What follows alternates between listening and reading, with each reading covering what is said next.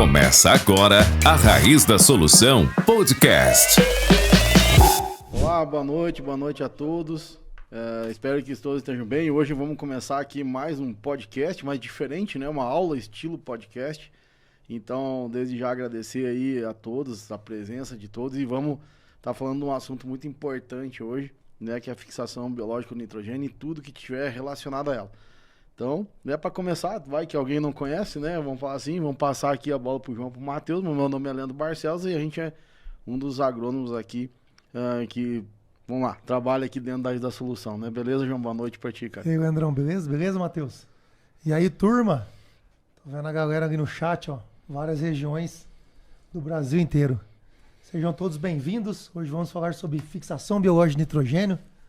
Trouxemos uma apresentação bem interessante. Nós vamos debatendo aí, passando os slides e vamos trocando uma ideia, né, Matheusão? Show de bola, turma. Obrigado aí todo mundo que está ao vivo com a gente. Estamos acompanhando aqui os comentários. Então, se surgirem dúvidas ou qualquer questionamento, podem mandar aí que a gente está acompanhando ao vivo.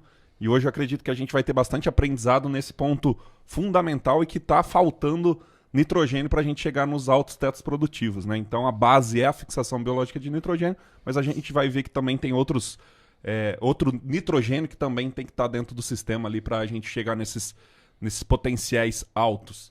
Então acho que nós pode já começar logo de cara para não enrolar muito, que eu acho que tem bastante assunto para a gente conversar aqui. Isso, garoto. Agora o negócio tá legal. Então, pessoal, nosso assunto de hoje é fixação biológica de nitrogênio, a nossa famosa FBN. E eu vou iniciar nossa apresentação aqui com um trabalho clássico, né, de 2022, mostrando a parte de crescimento radicular, a quantidade de nódulos, peso de raiz, diversos fatores fitotécnicos da cultura da soja, onde, quando nós inoculamos essa soja, nós temos uma crescente muito grande, principalmente na parte de número de nódulos, parte de peso, né, de raiz, desenvolvimento radicular, e também no peso da planta de parte aérea, né? Então, consequentemente, né, nós temos uma boa fixação biológica, automaticamente subimos ureídio pelas plantas, nitrogênio, né? Isso reflete no desenvolvimento da parte aérea, consequentemente nos manda uma boa taxa fotossintética, trazendo energia novamente para o sistema radicular e fazendo o desenvolvimento dessa planta como um todo. E a gente comenta, né, Leandro e Matheus, que a gente tem o círculo virtuoso da produtividade, mas nós também temos o círculo virtuoso da fixação biológica, que é esse aqui, ó, aonde nós proporcionamos uma construção de perfil de solo, né, com todos os fatores que a gente ensina no curso, para proporcionar um maior desenvolvimento radicular, consequentemente, através de uma boa nodulação, nós temos uma maior FBN, consequentemente sobe mais ureídios na planta, dando um reflexo na fotossíntese, também nos teores de clorofila, gerando uma potência no sistema fotossintético, onde essa energia volta para o sistema radicular, e aí nós temos essa roda girando aqui de maneira eficiente. E para nós construir isso tudo, né, Leandro e Matheus, nós temos aqui a parte de construção de perfil de solo, tudo que envolve a parte de crescimento radicular e o que favorece também a nodulação. Perfeito.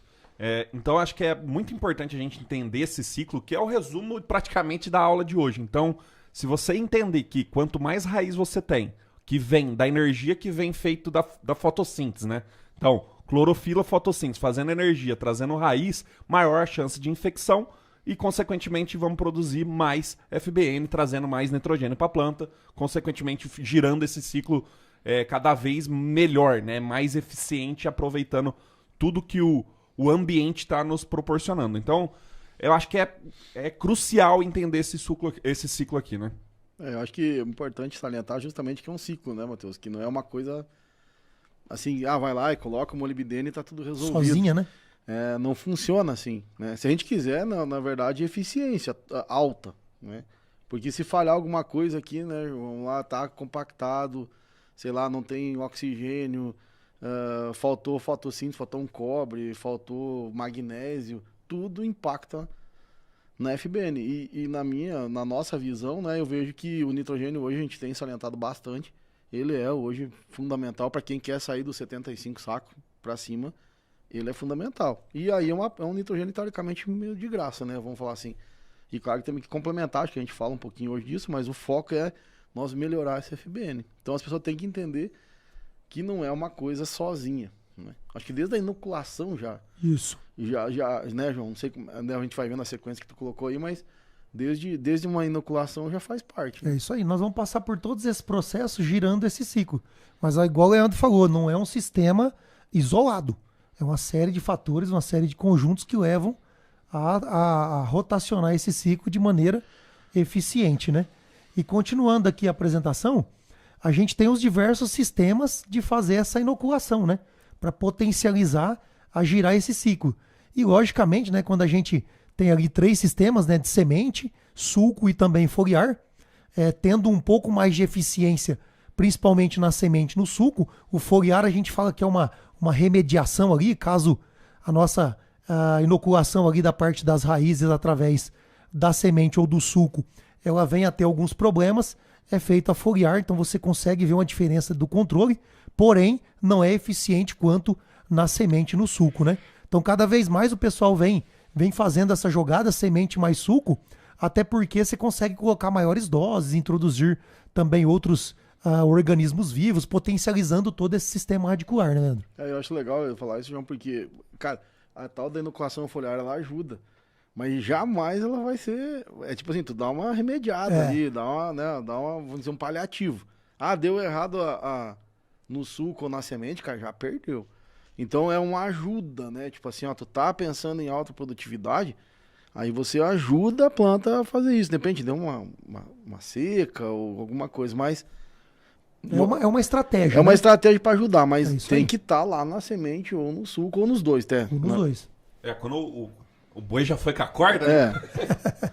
Quando a gente perdeu o timing do negócio, não tem o que fazer, você vai fazer via foliar ali, até para talvez num clima mais propício. Mas eu queria reforçar o porquê que a gente faz semente mais suco, né?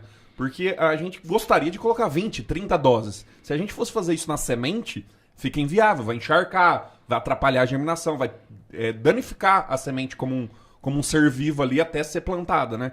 E por que a gente não elimina da semente também? Porque pode acontecer vários erros daquele micro-organismo não estar vivo, viável, ou talvez entupir lá o aspersor e não chegar essa bactéria na semente que a gente quer. Então quando a gente faz essa casadinha de semente mais suco, a gente tem uma probabilidade muito grande de acertar nesse momento, né? Sem contar, né, Matheus, quando a gente coloca na semente, a partir da germinação ali, o contato é maior. Quando você faz no sulco, a radícula tem que ser emitida para encontrar esses benefícios aí. Então, logicamente, quando você faz os dois, é um mundo perfeito. E o foliar ali vem com um complemento para as altas produtividades, ou caso nós tivermos algum problema ali na inoculação na semente mais do sulco, né, Leandro? Não, perfeito, eu acho que esse é o detalhe. Fazer os dois ali, né? Show de bola. Então, continuando aqui, pessoal, como que acontece, né? Como que a planta encontra essa bactéria, né? Esse é um processo que nós vamos conversar um pouco sobre ele, porque hoje, através dos nossos manejos, né, Leandro e Matheus, a gente pensa muito nisso e hoje a gente consegue interferir nisso. Seja através de uma rota metabólica ou seja através de produtos que contenham substâncias que melhoram essa famosa quimiotaxia que nós chamamos, né? Então, a planta, né, ela exuda ali os flavonoides, então temos diversos flavonoides, mas quando a gente fala de fixação biológica, nós temos 2 principais, que um é a ginesteína e a outra é a daidzeína, que são responsáveis ali pelo aquele sinal químico para poder a bactéria responder, que ela responde através dos genes de nodulação, que a gente chama de NOD-S, e isso faz um complemento, né? São sinais químicos que as bactérias e a planta elas vão se atraindo uma pelas outras, e dentro desse contexto todo, né, Leandro, ali é um caminho curto que a gente está explicando, mas dentro da produção dos flavonoides nós temos toda a rota do ácido químico, envolvendo vários nutrientes. Isso aqui a gente destrincha na aula assim, ó, passo por passo, né? Temos sinalizadores, como por exemplo o enxofre e cálcio ali no sistema radicular, temos o transporte de carboidratos para a gente poder deixar viável essa raiz, ter energia para poder trabalhar, e também, depois disso, transportar energia, porque esses nódulos precisam sobreviver, né, Leandro? Uma vez que a gente faz a infecção.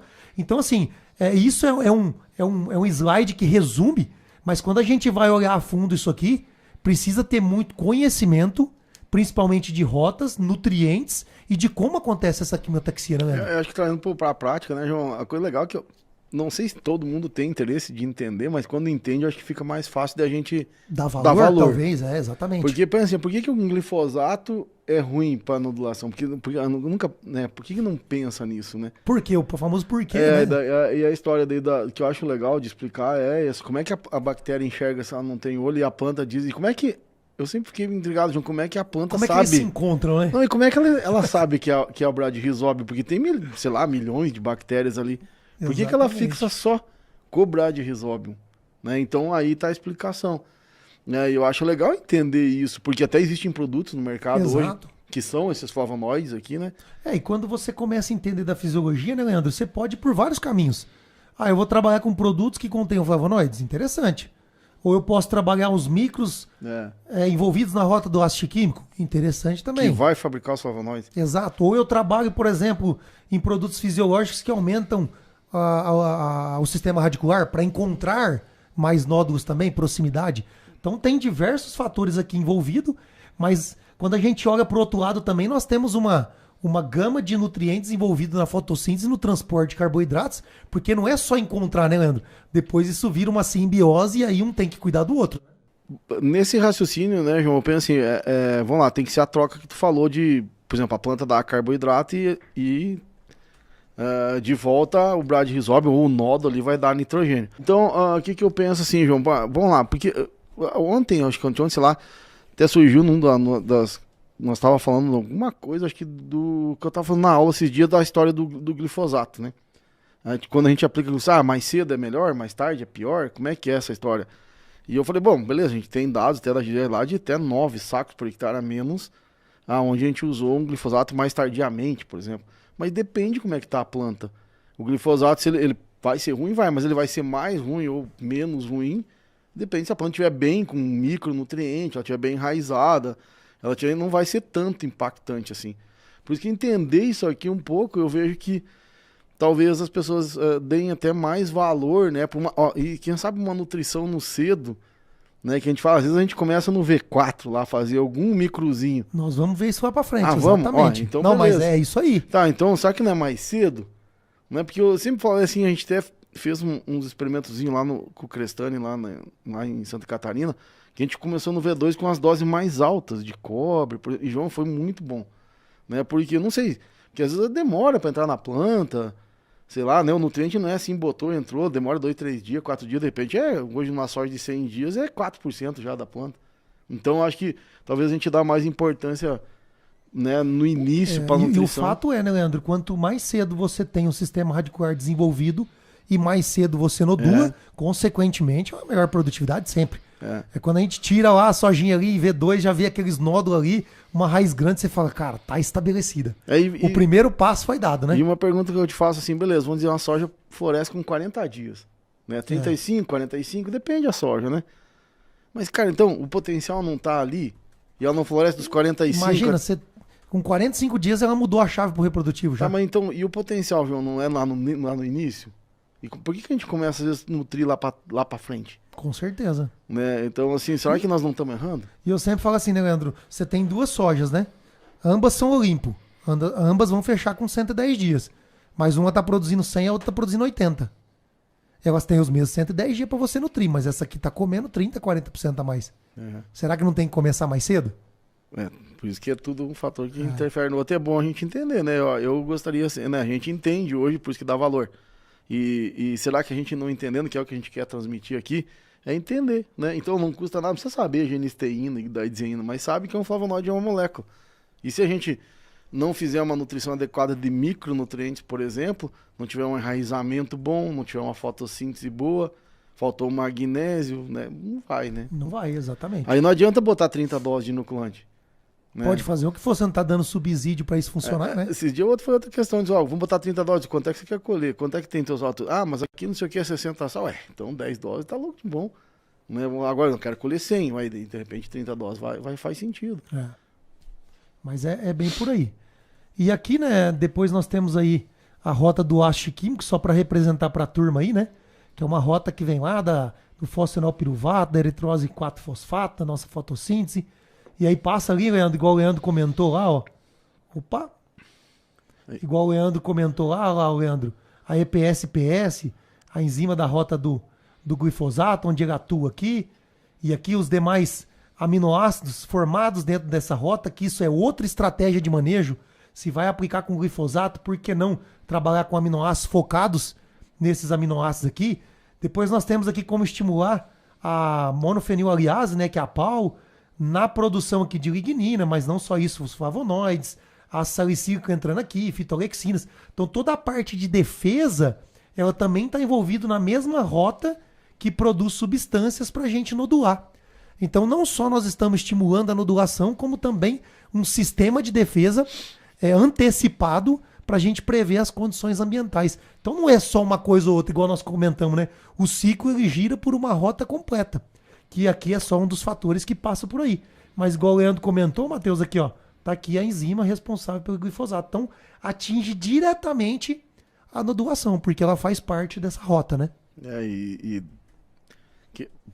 Sei lá, achem bom, achem ruim, mas precisa micronutriente. Né, João?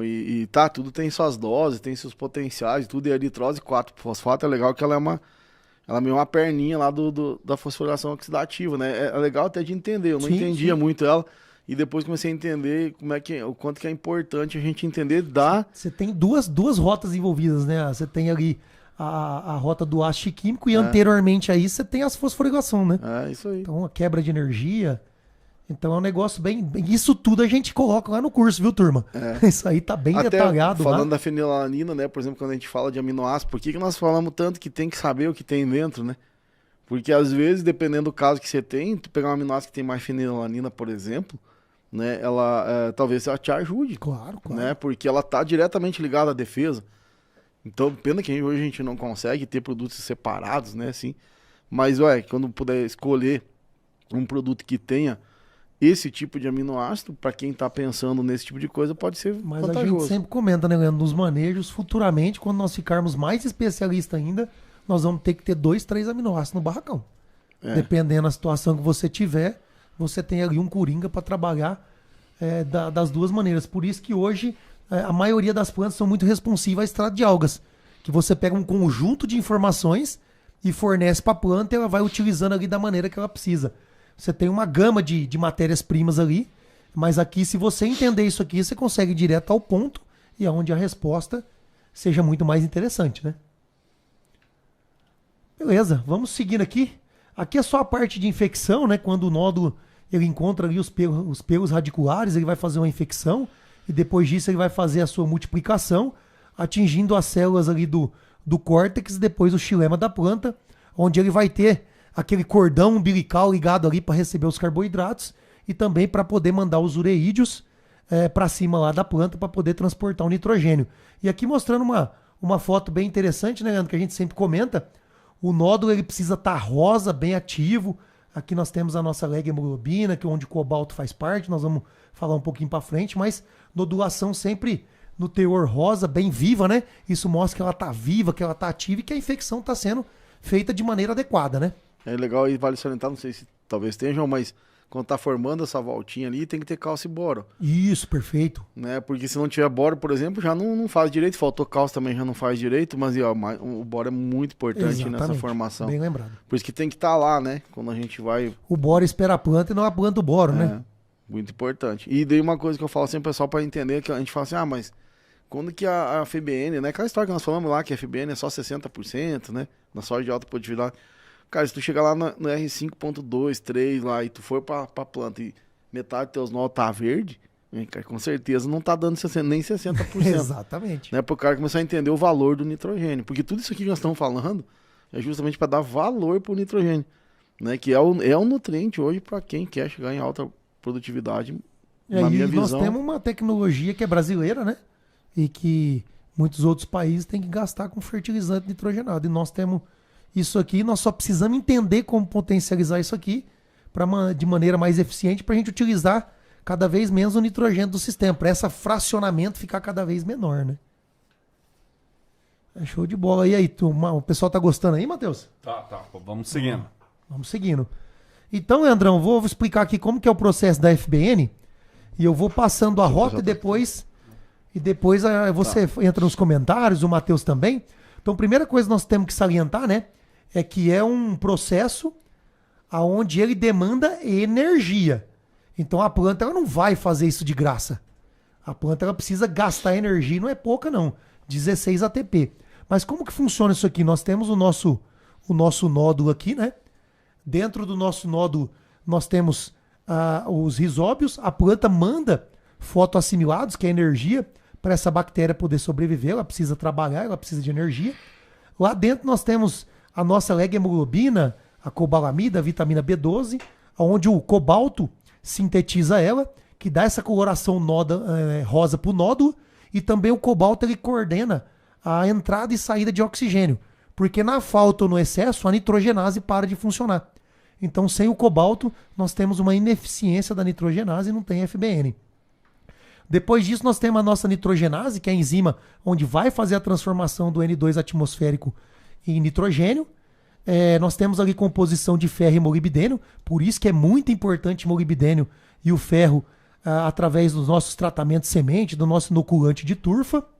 E nós temos também a ferridoxina, composta por enxofre e ferro, onde essa enzima ela vai fazer a quebra da água. E nós temos a hidrogenase, composta por níquel, onde ela vai reprocessar aquele H+ perdido ali dentro do sistema. Então entra o N2 atmosférico, né? Lá que vai fazer a incorporação na nitrogenase. A ferridoxina ela vai fazer a quebra dessa molécula da água, onde um hidrogênio vai estar indo ali para a nitrogenase para poder rodar esse sistema e transformar em ureídeos. Então nós temos a divisão da água, esse H ele vai lá para a nitrogenase, roda esse sistema de maneira eficiente e nós temos a produção aí do nosso NH3, que posteriormente vai ser transformado em ureídeos.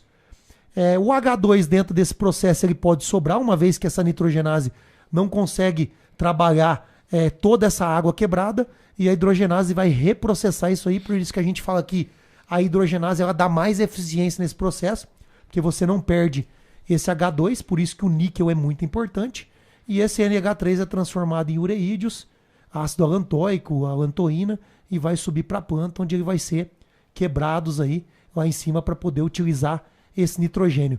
Então, Leandro, olha quantos micro e macronutrientes envolvidos dentro desse processo. Se a gente falar do transporte de fotoassimilados, ali entra magnésio, entra fósforo, então uma pancada de macro e micronutrientes só para fazer rodar esse processo da FBN, né? Uhum. É interessante, né? E a hidrogenase, ela é muito importante, e por isso que é uma diferença do Eucane para o japônico. Pro japônico, boa. Vamos dizer assim, porque a gente fala, né?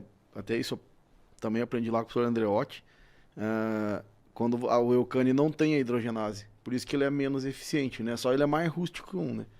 Por isso que às vezes o canal de abertura é interessante botar um pouco do Eucane, mas ele é menos eficiente, porque não tem a hidrogenase, que ela é importante para reutilizar, na verdade, esse H2 que está sobrando ali, e daí melhorar a FBN, né?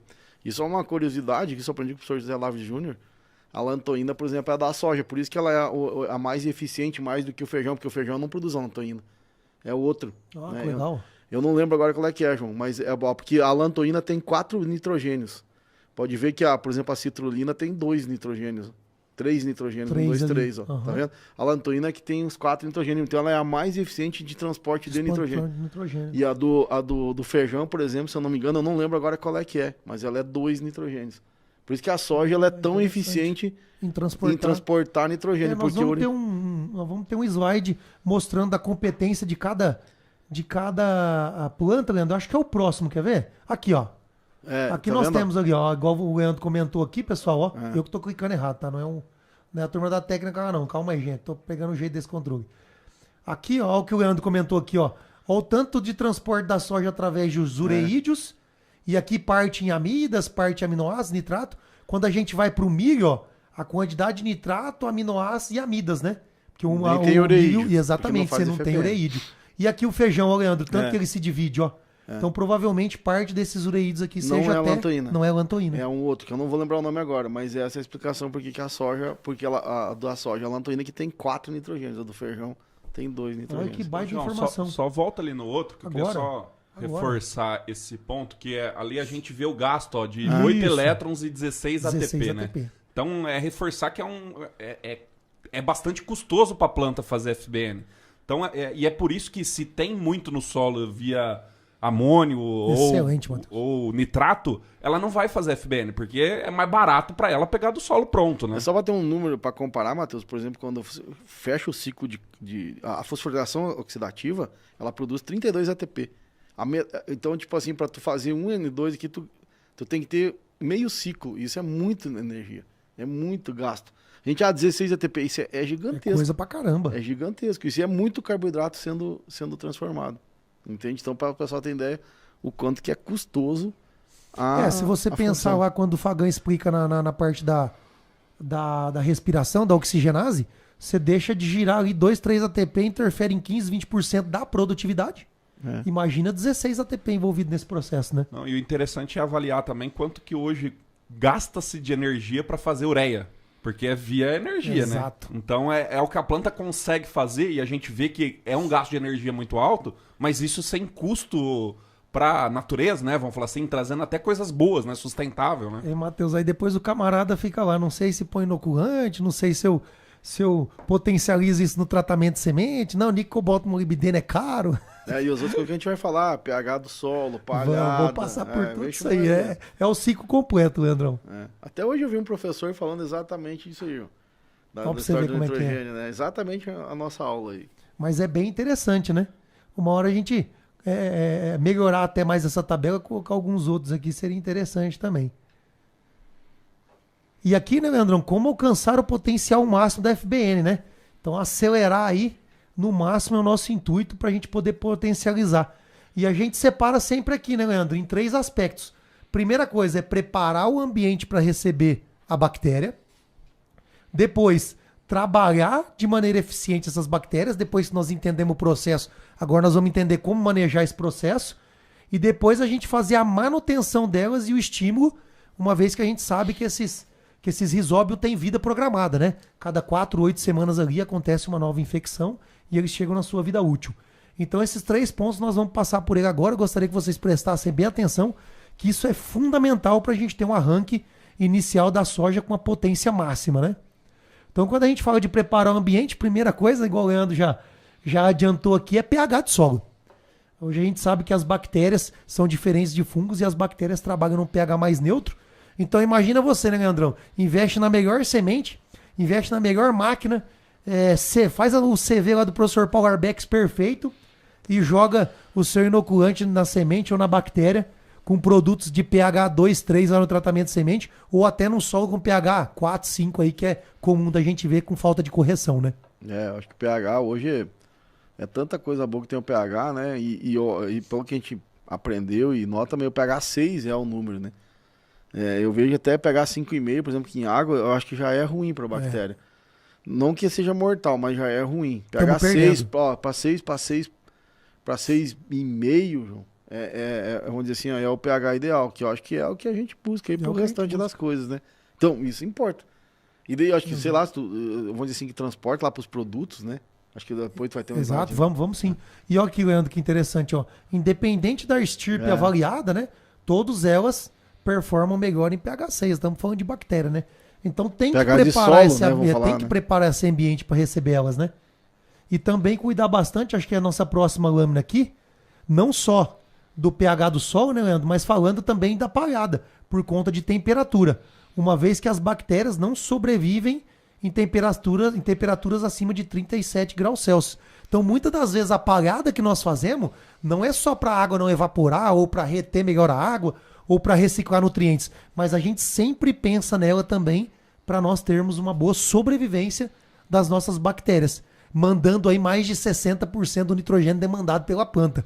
É de fato que se deve pensar numa boa palhada e em temperatura de solo, né, Leandro? Eu acho que sim, né? Porque, tenho certeza, né?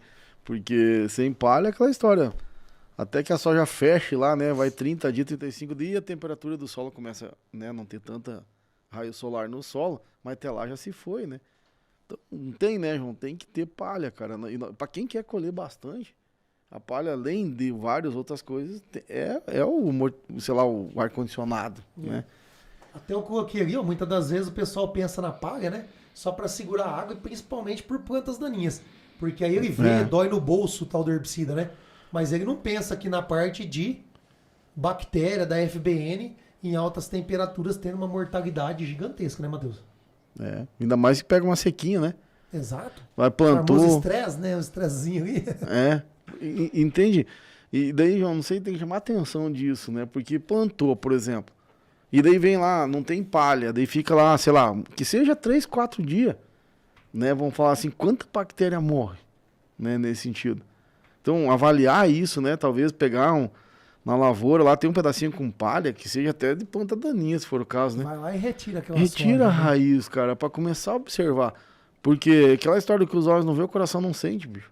Então, Então, que a gente vê na lavoura, né, Leandro? Aquela planta, um monte que vai mais verde ali, às vezes arrastou a palha ali do milho através do vento, acumulou ali. Com quanto que aquela planta vem melhor, né? temos que observar, né? Exato. E eu acho que daí isso aí é mais uma aí que a gente fala, porque temperatura é importante. No solo e também quando tá lá a semente tá em cima do caminhão, né? Vamos falar assim, botou lá os inoculantes no sol, né, João? Acho que tudo isso tem que tomar cuidado, porque bactéria é isso aí, ó. Bactéria passou dos 30 e poucos graus, morre. E daí não adianta, né? Aqui, outro grande problema hoje, né? É a tal do armazenamento, né? Opa, peraí. Tal do armazenamento, né? Então, não só no solo, mas também no armazenamento, a temperatura é um problema. Então, armazenar de maneira eficiente, num galpão ventilado, ou até mesmo numa câmara fria, né? Aí entra o tal do capricho, né, Leandro? Capricho para receber esses organismos vivos, não só os Bradyrhizobia, mas também temos aí tricodermas, bacilos, enfim, tudo que a gente trabalha aí para poder melhorar a nossa questão de enraizamento, de performance de planta. Mas isso é uma realidade presente nas fazendas. Às vezes chega lá, coloca isso aonde? Eu já vi muitas das vezes colocar no micron, começa a dar uma chuva ali para o plantio, fica lá exposto no sol até no outro dia na hora de plantar. Você acha que bactéria sobrevive dentro daquele ambiente, por mais que você tenha um suporte ali que entra menos raios solares, mas vai embora. Eu acho que hoje, João, chegar na fazenda, tem que entender que são organismos vivos, né? Nem tu falou. É vivo, pô, então tem que cuidar. Por mais que, como tu falou, vem bem armazenadinho, às vezes vem numa caixa boa, tudo certo. Mas tirou dali, né? Botou na semente ou levou pro campo, cara, tá exposto. E vai morrer, acredita, morre. Morre. Né? Não pense, não, mas não vai acontecer um milagre, não, cara, morre. Morre. Né? E daí tu gastou dinheiro, mas é R$2 por hectare, é R$2 por dose, beleza, mas morreu. Aí tu pega, eu perdi lá, sei lá, R$20, tu botou lá 10 doses, R$20 por hectare, mas tu tem, sei lá, 500 hectares, é R$10.000. Tu jogou, rasgou? Às vezes 20 pila é o preço que sobe o Lexita do ano pro outro, aí o cara já não quer comprar cobre. Boro, por exemplo. E então, fora o que perde de nodulação, né? Então, caprichar, eu acho que, né, nessa história assim, de cuidar das bactérias é muito importante, né? Nesse sentido, não necessariamente, ter uma câmara fria, beleza, climatizada, joia. Mas, cara, cuida lá no teu armazém, né? Cuida a hora que for. Como fazer bem feito e não precisa de uma câmara fria, né? A gente tá mexendo com duas coisas que são vivas, né? Tanto a semente quanto a bactéria. Então tem que cuidar muito dessa parte. Exatamente. Matheus. Aqui a parte de reinoculação, né? O porquê que nós fazemos reinoculação. Então, um trabalho do professor Gil Câmara, de 2014, mostrando que depois que nós temos a colheita, né? Nós não temos plantas para poder fazer essa multiplicação dos rizóbios, né? Organismos, as plantas vivas, né? Vai ficando dos restos culturais e a viabilidade disso, né? Então, você pega ali, ó, de 10 dias após a colheita para 55 dias, nós saímos de 60 mil células por grama de solo para menos de 10 mil, né? Então, por isso que é necessário todo ano fazer uma reinoculação. Apesar de tem muitas bactérias que conseguem sobreviver ali no solo, são de vida livre, mas aquelas eficientes para fazer a inoculação, elas precisam ser colocadas todo ano, né? E aqui mostrando quando você faz uma inoculação com o Bradyrhizobium e quando você faz junto com uma co-inoculação associada a azospirilo, né? Tanto em soja quanto em feijão, níveis de crescimento em produtividade aí, mostrados pela doutora Mariângela Hungria, né? Então, e aqui fica o porquê, né? Que todo ano nós precisamos utilizar. Muita gente pergunta no plantão de dúvida. Mas tem que usar todo ano inoculante. Todo ano tem que ser usado inoculante. Não tem jeito, né? Não tem jeito. E um cuidado com a azospirina, acho que dentro desse trabalho mesmo, aí, João fala, também não é 10 doses de azospirina, né? Isso. Aqui, Leandrão, ó, quiser comentar, tá bem aqui, ó. Tá bem aqui, ó. Tá aqui as bactérias promotoras de crescimento, né? Aqui todos os processos onde o azospirilo tá envolvido. Isso aqui é uma recomendação pro milho que a gente tem hoje, mas comenta aí da soja, Leandrão, que eu acho que é muito importante isso aí, né? O azospirilo pro milho, né? Ave Maria. Mas na soja, não, quando é no TS, pelo menos, eu acho que, se eu não me engano, aquele trabalho mesmo fala ali, tem uns trabalhos da professora Graciela, da UFPR. Anota aí o que o Leandrão vai falar, turma. Isso é muito importante. Quando é no TS, não ultrapassa, né, 50% da dose. Eu, pelo menos, procuro não ultrapassar. Quando for na semente, né? A gente colocar, por exemplo, a dose de bula é 100, coloca 50. E se for no suco, beleza, a dose. Mas não bota 3, 4 doses de azospirilo. Né? Então tem que cuidar isso aí, né, Leandro? Nenhuma, segundo o que a gente entende, que aprendeu, a única coisa que tu pode extrapolar em dose é o Bradyrhizobia. O restante sempre é a dose. O fabricante mandou botar tanto, é aquilo. Não passa daquilo que tem competição e tem perda de produtividade. Na semente, né? Na semente, na soja, né? No suco, se a gente Uma dose. Uma dose. Uma dose. É o que eu aprendi lá. Eu nunca fiz mais que isso. Às vezes uma dose pouquinho, né? Mas eu nunca ultrapassei. E cuidar um pouco com proporção também, né? Se o cara pôr, 3 doses de Brad, vai colocar uma de Asus, não pode. Agora, se o cara colocou 20, né, de Brad... Mas o Asus, segundo o que a professora Graciela fala, ele... É 30%, não é? No caso, quando é TS, quando né? É TS, porque né? ela é uma bactéria muito potente. Muito forte. Todas as outras, né? Segundo até aquela palestra lá do professor Rodrigo Mendes, que a gente assistiu lá em São Paulo. Isso. Os bacilos também. Os bacilos também. Tudo Totalmente agressivo. Não ultrapassa a dose recomendada. Mas eu tô fazendo um farm, eu vou tracar ali dose lá. Se tu tiver, né, medido lá, ver quanto é que é. Ele bateu bem firme, não, Ele bateu bem firme. Além das misturas de vários bacilos. Eu lembro que ele comentou bastante também. Escolha um ou outro específico para aquilo que você está buscando de objetivo, mas também não faça uma salada, porque a competição é gigantesca e vários deles são muito agressivos. Eu não sei se tu lembra lá que ele falou assim, qual que é o teu problema? Escolhe aquele objetivo, bactéria, né? que é o teu problema é nematóide. É. Então tu vai no bacilo subtilis, que fala, teu problema é seca, vai na oreabata. Mas eu pelo menos o que eu tô tentando fazer é não passar muito de 4, 5 espécies. Bradyrhizobia, azospirilo e mais duas, exatamente. 3 no máximo. Geralmente uma é composta, vamos lá, Leandro, Bradyrhizobia, azospirilo, uma sempre coloca um tricoderma da vida. Nem vamos falar de depois, bactéria até, isso. João. Bota o tricoderma. É. Mas bactérias eu não tô passando. E aí de escolhe uma ou duas, né? Bacilo tipo amílala que faz, sempre bacilo subtilis. Mas eu tenho problema de, sei lá, de seca. Vou botar uma areabatai. Bota 3, assim, ó, no total umas 4, 5. Pelo que ele falou lá, né? E ele mostrando, então eu não tenho ultrapassado muito. Os trabalhos dele é bem bacana, inclusive, né, meu? O professor Andreotti também tá alertando isso. Legal, bacana. Então, e no milho, sim, né? O milho azospirilo, daí, né? Isso aqui foi lá no Maranhão, né, Leandro? Quando a gente trabalhava na consultoria lá, onde falhou uma linha aqui de suco, né? Eu lembro e dessa aí, foto aí. Uma área mais nova e tal. Então, tem que cuidar, né? O tal do inoculante no suco tem que ficar em cima. Então, tem que ver quais produtos vão na mistura, tem que ter qualidade. Aí é onde entra formulação, é onde entra mistura de tanque, capricho. Então, assim, é uma excelente ferramenta para trabalhar melhor essas bactérias, mas tem seus cuidados. Uma vez que não colocou aspersão no suco, você jogou toda a carga de responsabilidade para aspersão no suco, você pode ter problemas. Eu acho que até fazer um comentário, João, ali do azospirilo, que a gente tá falando de nitrogênio, né? Não... Isso. Tá falando de FBN, mas... Podemos voltar então, aqui. por exemplo, assim, no Ali, milho, né? Por exemplo, assim, um azospirilo custa 4, 5 reais uma dose. Por que não fazer na braquiária, por exemplo, né? Exato. Tem estudos de 20 até 40 kg de N que o azospirilo ajuda. Então pensa bem, 20 kg de N, vamos pensar, 50 kg de ureia. Aí você imagina se ele faz o sistema de rotação, milho com braquiária e soja. Todas elas aceitam bem o azospirilo, né? Entende? Então, cara, é só o trabalho de inocular, né? Um milho e uma braquiária com azospirilo. Né? Porque daí é mais nitrogênio no sistema, que a gente vai falar, que a gente precisa colher mais soja. Porque a braquiária você vai ter que fazer um tratamentozinho nela de qualquer jeito, né? Não tem chance. Não tem chance. Então colocar um azospirilo ali, acho que não é problema nenhum a mais, não dá trabalho nenhum. Perfeito. Show de bola. Então aqui passando a parte de aspersão no suco, né? E aqui o famoso pH de produto. Então a gente vê aqui pH abaixo de 6, 6,5, né? Com uma alta mortalidade. Tá difícil aqui hoje. uma alta mortalidade de bactérias aqui, né? Quando a gente fala. Então, sempre recomendações de produtos onde o níquel e o cobalto seja quelatizado, que contenham bioestimulantes, ou extrato de algas, ou aminoácidos, para potencializar esse enraizamento. Mas cuidar muito com o pH de produto. Tem muito pH de produto no mercado ácido. Efeito salino muito alto. Então tem que cuidar isso aí, né? O efeito salino vai lá e olha na bula, né? Matheus, não sei se tu fazia aquele trabalho lá, mas eu lembro das caixas que vocês faziam, né? E o pH, cara, tem que medir o pH do produto, né, Matheus?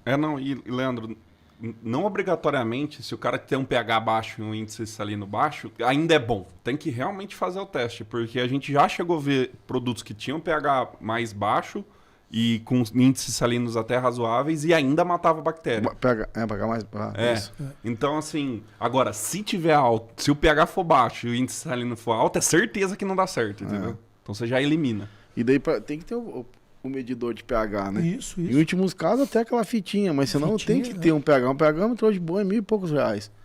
Né? Às vezes E usa pra tudo, né? Vai fazer uma e mistura chega de produtaiada calda, na fazenda, né, cara? Faça isso, mede, né, cara? Porque... E eu falo assim, o trabalho de medir pH de produto é uma vez só. Depois você monta um banco de dados, você vai ter um baita do material, né? Mas tem que ir lá e fazer, né? Tem que fazer. Que ir lá E ter o equipamento, né? Exatamente. Aqui o tal do plantar no pó, né?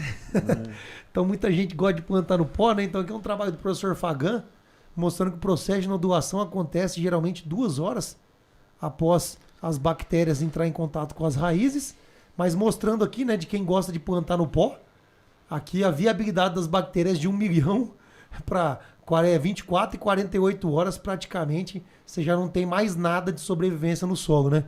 Então, a gente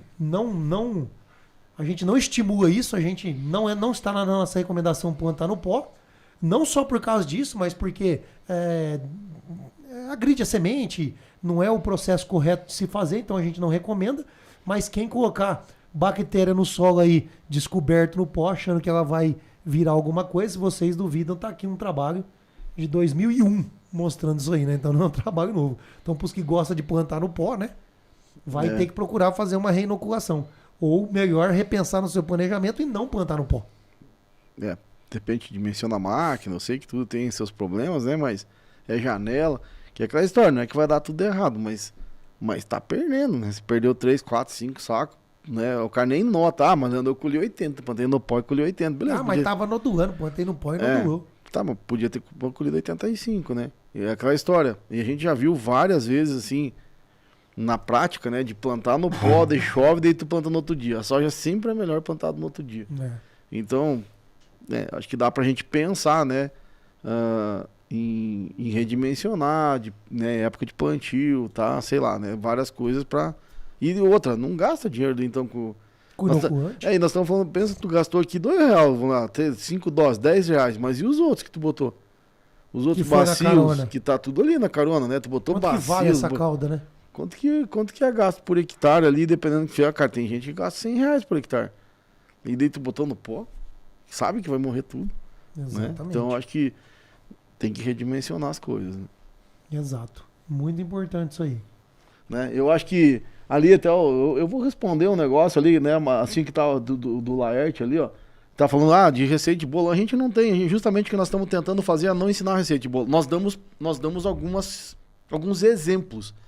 Mas aqui dentro do ambiente da raiz, nós estamos tentando ensinar os conceitos para que as pessoas pensem lá. Inclusive nas nossas recomendações hoje não tem receita de bolo. Cada fazenda é uma fazenda. E nós estamos tentando ensinar, né? E uma coisa, né, assim, que a gente fala, beleza, ó. Vamos lá. Tem que a estruturação de plantas, arquitetura, tá tudo dentro do curso. Tá tudo dentro do curso, meu jovem. É só vir para dentro do curso. Assiste as aulas, cara, né? Vamos falar assim, ó. Porque justamente se nós fosse fazer aqui uma receitona, nós temos exemplos, sim, que podem ser seguidos. Agora, copiados, nem sempre. Porque é justamente isso. Nós ensinamos os conceitos para todo mundo. Aí a pessoa, dentro de um padrão, vai lá e varia. Porque, poxa, é justamente isso que não é muito melhor uma pessoa aprender a pensar, né, no que está fazendo. E daí é fácil dizer, né, que os outros têm receita, né, tia?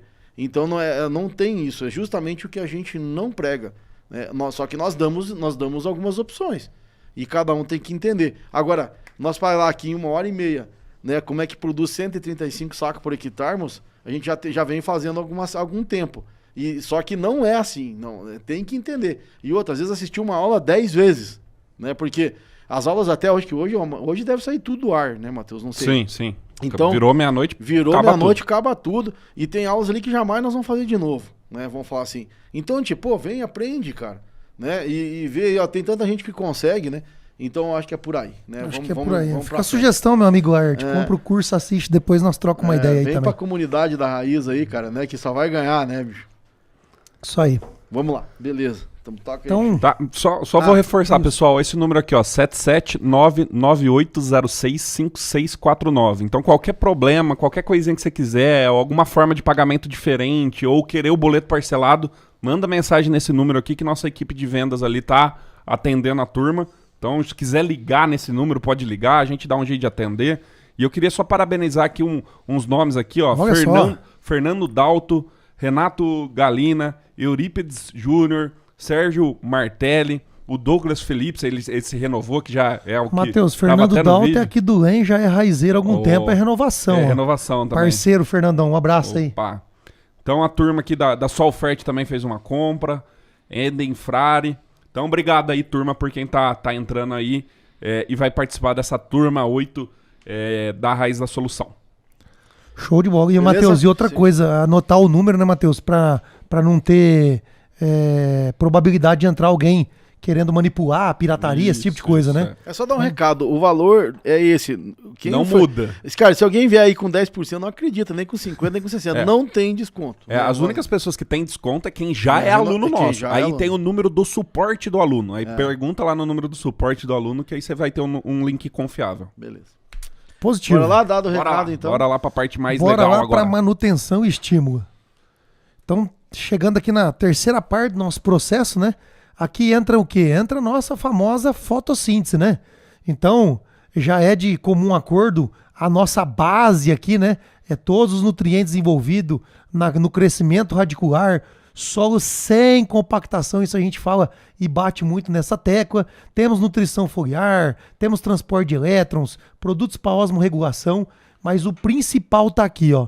Redução de porte, estruturação, para termos mais energia e sanidade, uma vez que o processo tem um gasto gigantesco de energia e a gente bate muito nessa parte de estruturação de planta.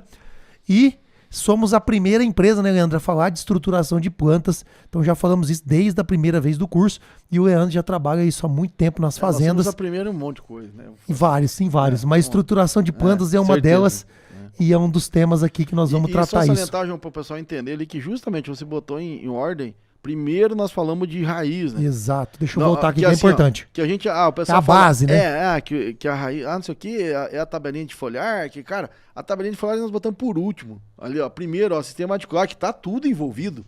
Física, química e biologia, acho que para isso... É a escada, né, Leandro? Física, química e biologia. Nós estamos falando sistema radicular. Pô, beleza, cara. Então tudo vem antes. Não adianta nós querer fazer fixação biológica de nitrogênio numa terra ruim, numa terra compactada. Então, primeiro é o motor, que é o solo. Depois vem a turbina, que é o que vem na folha. E funciona. Não, tem um exemplo aqui no milho, que a gente colheu agora aqui, lá agora não, colhemos esses dias atrás, onde a gente fez um manejo com foliar e sem foliar. Deu 40 sacos de milho. Tá? Foi 171 sacos contra 130. Tá? Vamos falar assim, só no foliar. A gente investiu uns 7, 8 sacos por hectare de milho. Tá, beleza, mas dentro de uma lavoura que tinha potencial. Então, só deixar esse recado aí, né? Porque o pessoal vai ficar falando, que tem tabelinha de foliar. Nosso negócio não é uma tabelinha de foliar. Né? E a gente tá mostrando isso aqui, que tem uma sequência lógica das coisas. Exatamente. Leandro, eu vou até... Já para nós responder o Laerte de novo, ele falou, quero ver formar palhada no oeste baiano, na prática. Cara, vamos lá assim, ô Laerte, vamos fazer o seguinte, cara. Vamos falar assim, eu não sei em que planeta você tá, né? Eu não sei de onde é que você é, acho que de repente... Tá querendo mídia. Não, eu não sei. Você deve morar em Marte, né? Vamos falar assim, tu vai me desculpar, cara, mas você... Eu nem vou falar, né? Vamos falar assim, mas cara, assim, o que tu tá fazendo aí? Né? Tá fazendo o que aqui mesmo? Incomodar, só pode isso, nasceu pra incomodar. Já tem uns 5 anos que nós fazemos isso aqui. Cara, pelo amor de Deus, né? Aqui no oeste da Bahia é o que mais faz palhada, né? Agora tem que ser competente, talvez você não tenha competência pra isso, né?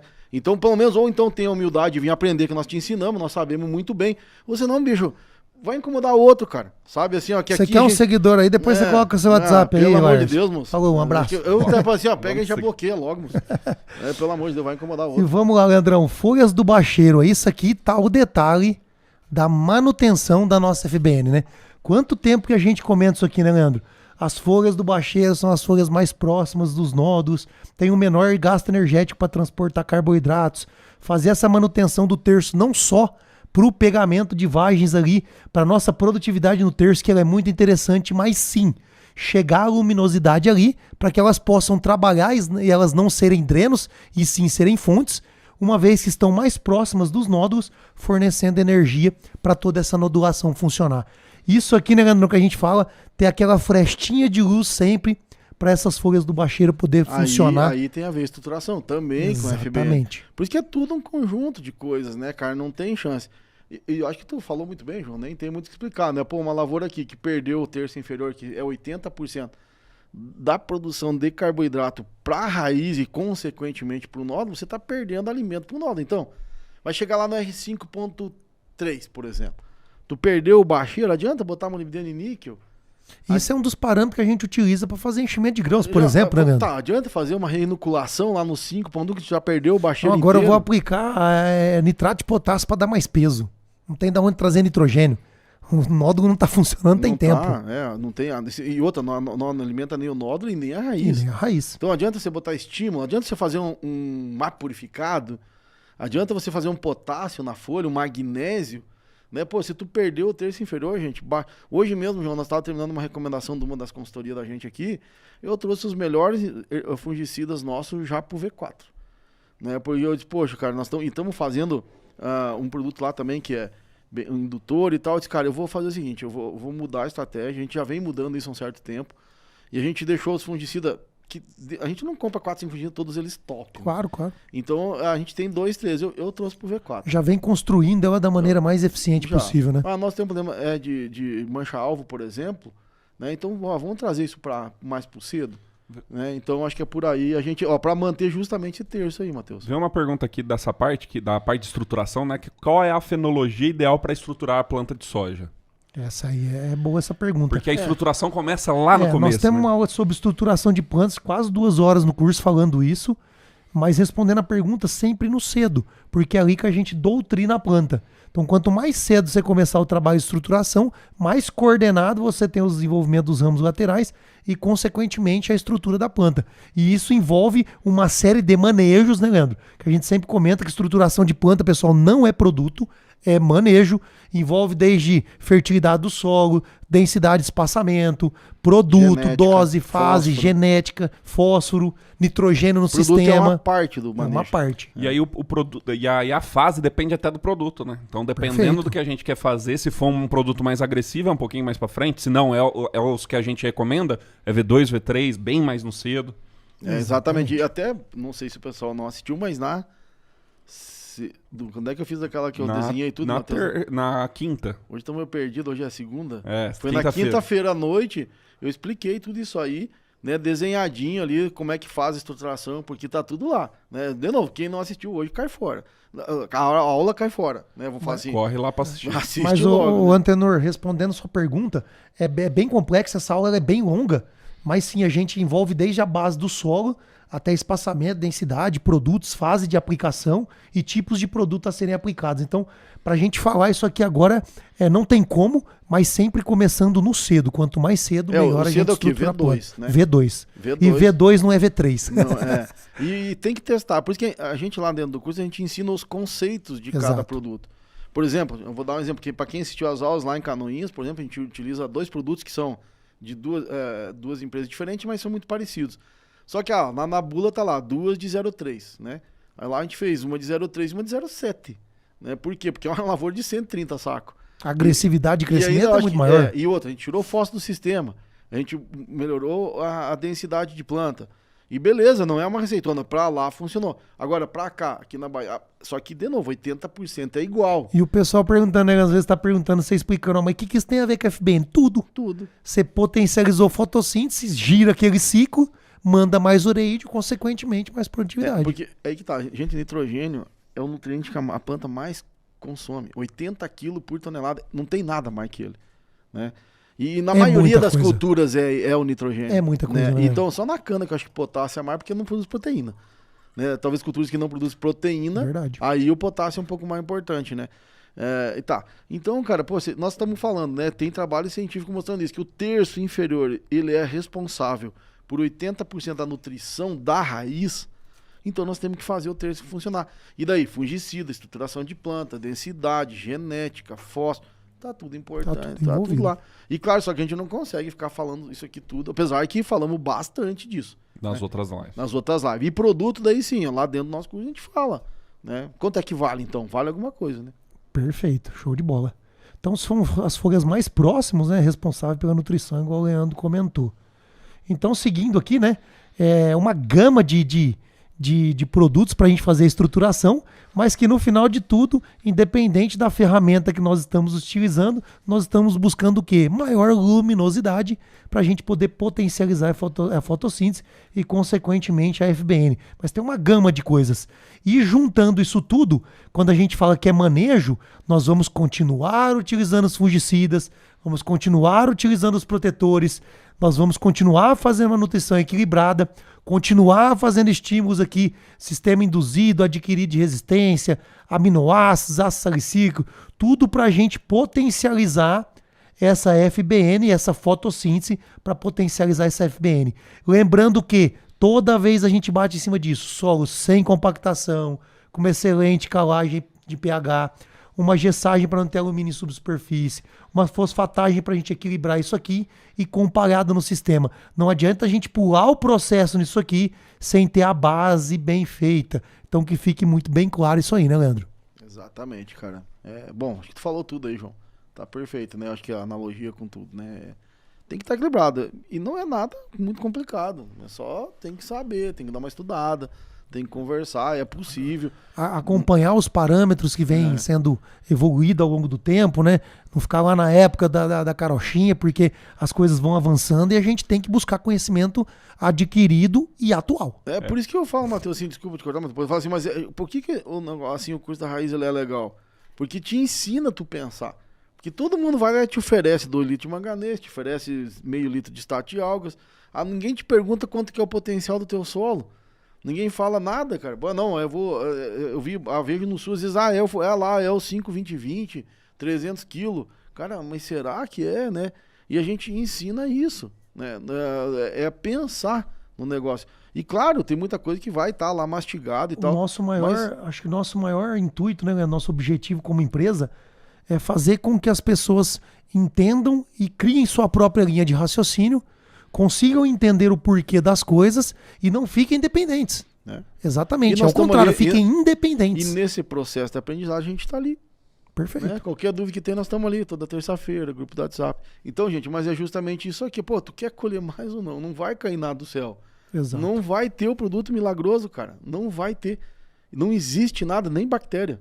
Né? Então, né, eu acho que é isso que a gente está tentando mostrar aqui, que é um caminho para a FBN. Só ia reforçar aqui, a gente está falando bastante de folha do bacheiro. E isso é não só para FBN, mas na parte dos estímulos de enchimento de grão, se não tem folha de bacheiro, a gente nem recomenda os produtos no enchimento. Porque não tem o que encher se não tem nitrogênio, né? Então não adianta. Então uma coisa vai interferindo na outra.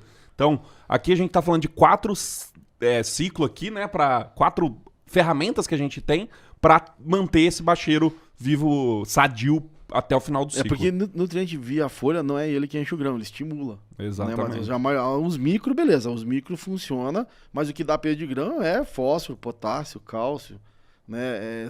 E as proteínas formadas que os micronutrientes ajudam, mas inclusive a água, né? Vamos dizer assim, que tem que vir, né? O gás carbônico, que na verdade o 95% do grão é gás carbônico e água. Então, se não tiver raiz, não tiver estômago, não adianta, cara. É isso que dá peso de grão. Exato. Né? Então, né, vamos lá. Show de bola. Passando aqui pro nosso clássico de gráfico, né? O que explica lá, né, Leandro? Que isso vai... Pessoal, presta bastante atenção nisso aqui, que depois nós vamos apresentar alguns dados que vai bem de encontro com isso aqui.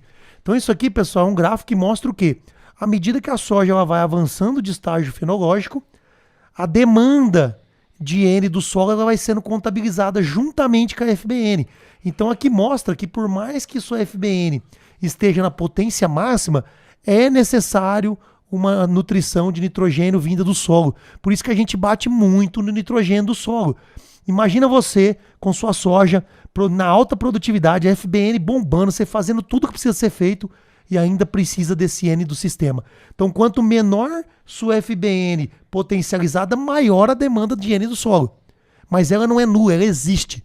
Então, por isso nós temos que fazer o nosso trabalho bem feito, tudo isso que nós comentamos, para deixar a FBN na maior potência possível, passando pelos processos de onde colocar, como colocar, de pH, temperatura dentro palhada, depois a manutenção disso, os estímulos, para que a gente atinja aí no máximo 60% a 70%, que são o que os professores nos mostram aí através dos trabalhos, mas parte disso tem que vir do nitrogênio no solo. E Leandro, olha que interessante isso aqui, ó. Esse trabalho aqui nós fizemos em parceria com o nosso amigo Emerson, né? Lá na fazenda do grupo Rafael, e ele mostrou o quê, ó? Leandrão, dá uma olhada nisso aqui, ó, um milho com braquiária em cima de pivô, vindo de 192 sacos por hectare, alta produtividade na safrinha irrigada, mais uma soja que é onde o padrão dele buscava 110 sacos por hectare.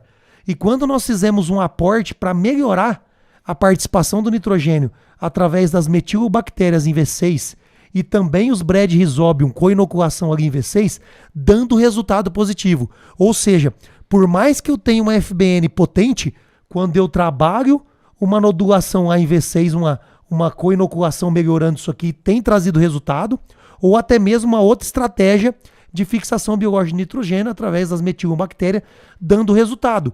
E quando a gente vai aqui, ó, para V4 e V6 ou só V4, aquilo ali tem pouca interferência. Por quê? Porque quando a gente volta para trás aqui, ó, aonde está a maior interferência de V2 a V4? Do nitrogênio que está no solo. Então, quando a gente parte para V6, onde a gente demanda o maior potencial de FBN e também de outras estratégias para melhorar a fixação biológica, respondendo em cima de uma soja de 110 sacos por hectare. Então fica claro que nós precisamos desse nitrogênio do sistema e que para alta produtividade nós temos algumas estratégias para estar melhorando, que é o que o Leandro comentou lá no início, né, Leandro? Você vai fazer uma co-inoculação que seja numa soja de alto potencial, porque até então, se você fizer o básico bem feito, tem te entregado belas produtividades. Eu acho que hoje assim tem muita tecnologia no mercado, essa é uma. Talvez, né, João, assim, justamente uma soja de 60, talvez tu vai fazer, não vai adiantar nada. Uhum. Vai te dar 3%, 4%, por exemplo, assim, 4% em cima não dá nada, não paga nem agora numa soja de 90, 100, 110, paga a conta e sobra dinheiro. Por isso que é isso que a gente tenta mostrar. E isso é para mostrar o nível de pesquisa que hoje nós já estamos fazendo, né, Leandrão? E dá uma olhada nesse aqui, ó. Isso aqui é um trabalho desenvolvido no nosso centro de pesquisa, onde nós fizemos juntamente com a turma do professor Alencar Zanon, 0 de nitrogênio, 80 e 408, mostrando que existe sim um gap de nitrogênio no sistema, mostrando aqui aumento de produtividade, aumento de PMS. E Leandro, olha que interessante isso aqui, ó. Quando nós fracionamos os terços das plantas, isso aqui é o incremento do tratamento em relação à dose zero, ó. 16% com 80 de N, 27% com 408 de N no terço superior. No médio, 6,2 e 12%. E no inferior, Leandro, 9% e 30%. Quando a gente pega esse terço inferior, por que ele tem um incremento maior? Porque aqui é contabilizado os ramos laterais e no momento que nós estamos no maior enraizamento, onde a gente precisa da maior demanda de nitrogênio no solo. Refletindo aqui, ó, dentro do incremento nos terços. Então, um trabalho fantástico feito pela nossa equipe de pesquisa, juntamente com a equipe do professor Alencar Zanon, mostrando que sim, existe um gap de nitrogênio no sistema, falta PMS nas nossas sojas de hoje e realmente esse gap está principalmente numa boa FBN de início, aliado ao nitrogênio girando no sistema para a gente incrementar peso de grão. E ainda eu te falo o seguinte, João, nós estávamos aqui com uma produtividade de 80 sacos por hectare. Por quê? Porque no nosso centro de pesquisa, agora a gente ajeitou Resetou, ele. Nós estávamos com nosso solo... Tínhamos algumas limitações. E o nosso solo tinha limitações de compactação claro. E tal. Então, o nosso potencial era isso. Porque essa dose de nitrogênio, vamos dizer, se tu tivesse um potencial de solo para 100, essa diferença teria sido maior ainda. Exatamente. Entende? Quanto maior é o teu potencial, maior é a diferença do N. Exatamente. E mostrando justamente, ninguém vai botar 400 Exatamente, isso aí que eu ia falar agora, né, Leandro? Isso aqui não é pra gente recomendar nitrogênio na soja, mas né? a gente tá mostrando que tem um gap. Existe o que gap. tem uma lacuna, que falta N. Porque ali mostrou.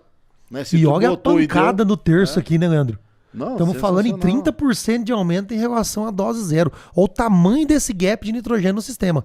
Logicamente, em relação à área do Emerson lá, que é uma área muito mais fértil, tal, nós estamos iniciando nosso centro de pesquisa agora já com as áreas resetadas, então vai vir muita coisa boa por aí. E eu trouxe isso aqui só um exemplo para mostrar do quanto a nossa equipe de pesquisa tem potencial para trazer resultado e o quanto nós estamos alinhados e vendo esse nitrogênio no sistema há algum tempo já, né, Leandro? Exatamente, cara. Fica muito legal porque, né, isso é a gente via no campo, né?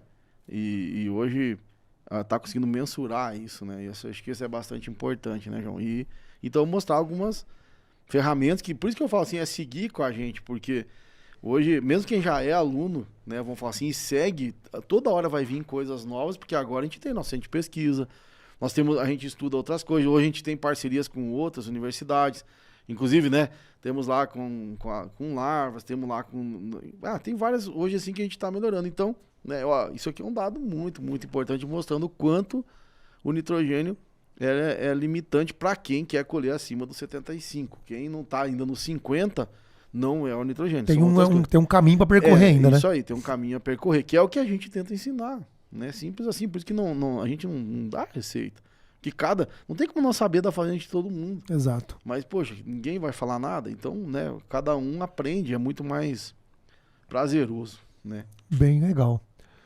Então, passando aqui, mostrando que, né, igual o Matheus comentou lá no início, né, quando nós temos uma soja bem inoculada e quando nós temos o aporte de nitrogênio, essa nodulação ela cai drasticamente, uma vez que é um processo que demanda muita energia. E quando nós temos o nitrogênio sendo liberado no sistema via fertilizante inorgânico, adubação mineral, como diz o professor Witt, a planta não vai gastar energia e não vai fazer essa simbiose. Então toma cuidado com essas doses de nitrogênio, né, Leandro? Tanto no solo quanto estímulo via folha. Toma cuidado porque tem perdido eficiência do processo simbiótico. Acho que deixa bem claro isso, não é para botar nitrogênio na soja, não. Exatamente. Apesar de ter alguns resultados, né, que a gente acompanhou, né, João, o cara tá lá no R5, deu um veranico 30 dias, tu não tem N no teu sistema, tua lavoura, tem até alguns resultados de pesquisa mostrando que 50 kg de ureia responde, e tudo certo, eu acho que até responde e é viável, né, mas numa lavoura que ela não tá bem formada. Exato. Numa lavoura bem formada, que tem raiz, que tá tudo certo, 20 dias, 25 não precisa botar ureia não. Né, vamos falar assim, ó. Agora, isso é importante. Isso é um dos maiores legados aí também da Raiz da Solução, juntamente com o professor Alencar Zanon, falando desse nitrogênio no sistema há um bom tempo, né, Leandro? Exato.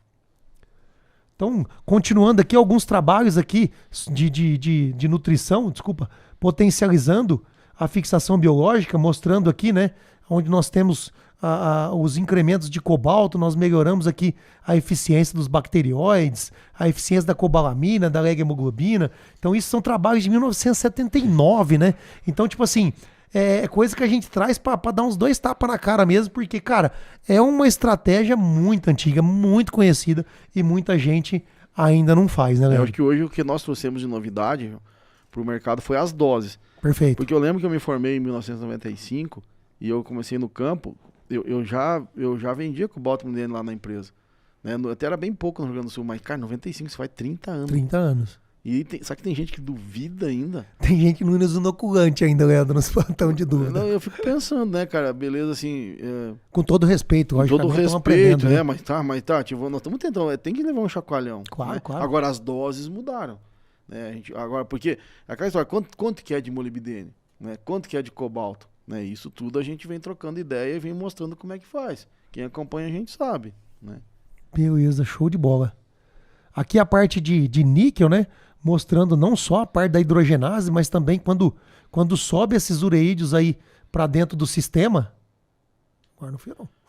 Quando sobe os ureídeos para dentro do sistema, né? Nós precisamos entrar no catabolismo do ureídeos, que vai virar ureia, e é necessário também a urease para estar reciclando esse nitrogênio dentro do próprio sistema fisiológico da planta.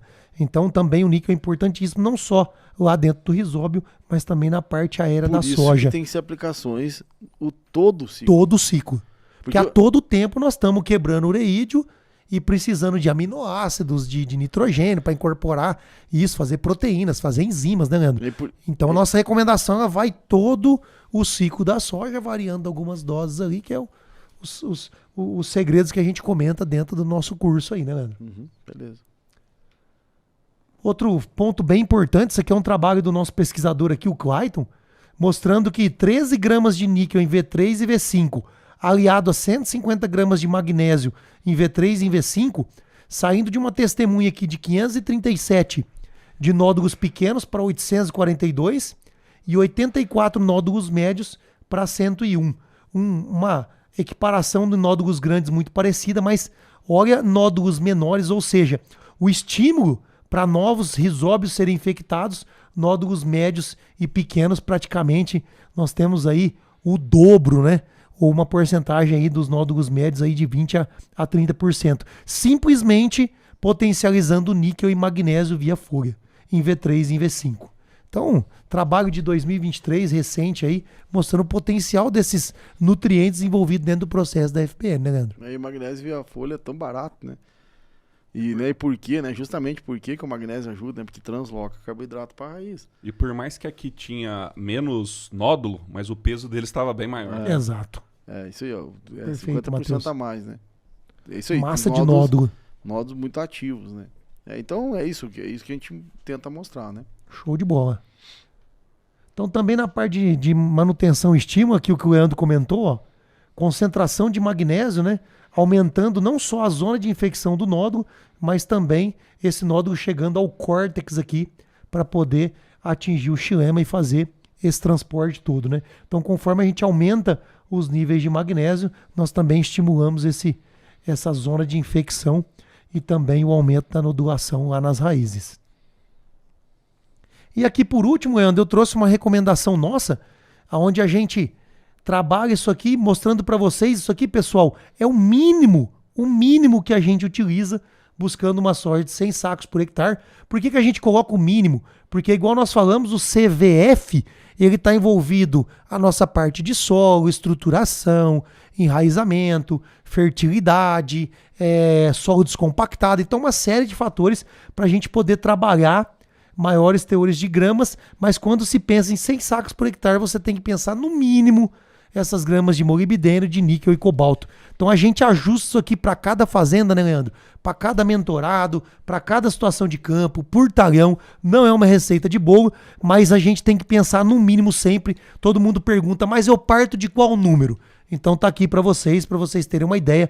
Partir desses valores para pensar numa soja de 100 sacos por hectare, dividido aqui entre as fases fenológicas. Então você vê, igual o Leandro comentou, é durante o ciclo todo até o final do enchimento de grãos.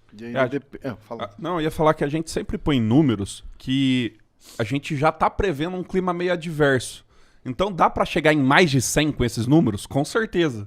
Mas se o clima for muito adverso, isso aqui é um mínimo para você garantir pra você chegar naquele 100, mesmo com 15 dias de veranico, vamos falar assim. Porque se o clima for favorável, pode chegar até 110, 120, até muito mais do que isso, né? E muita gente pergunta, Matheus, cara, da onde eu parto? Qual que é o princípio? Tá aqui, isso aqui é para te dar um norte.